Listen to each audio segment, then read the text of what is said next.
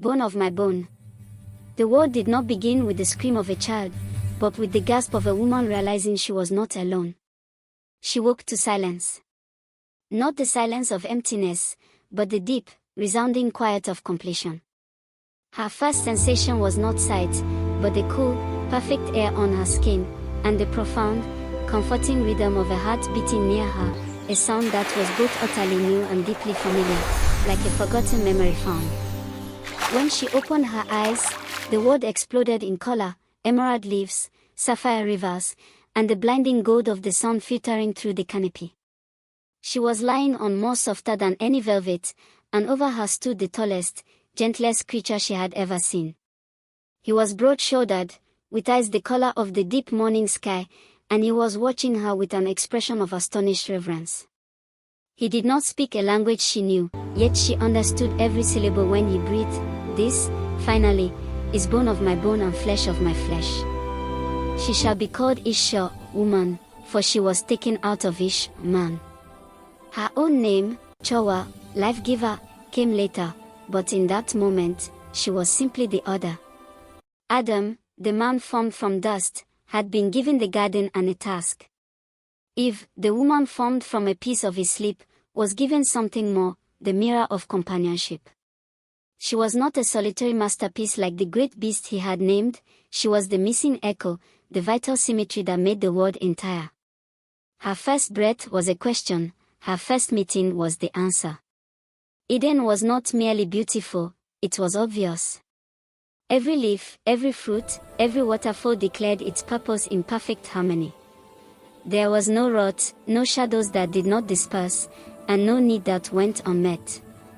Adam taught her the rhythms of their world, the naming of the creatures, the tending of the trees, and the long, easy conversations with the Creator in the cool of the evening. It was a world of effortless grace, save for one distinct landmark, the two trees at the center. The tree of life, Adam explained, touching its bark with gentle reverence. Its fruit grants us immortality, our rightful portion here. Then he pointed to its companion, an equally magnificent tree laden with fruit that glowed with an unnerving inner light. And that is the tree of the knowledge of good and evil. We may eat from every other tree, but we must not touch this one, or we will surely die. The word die was abstract, hollow. She understood life, for she was named after it, but death was an empty space in her vocabulary, like a color no eye could perceive. Adam's warning was serious, but his love was absolute, and Eve's trust in him and in the voice that walked with them was, initially, absolute too. Yet, the forbidden tree did something the others did not, it whispered. Not in sound, but in the constant, magnetic pull of its existence.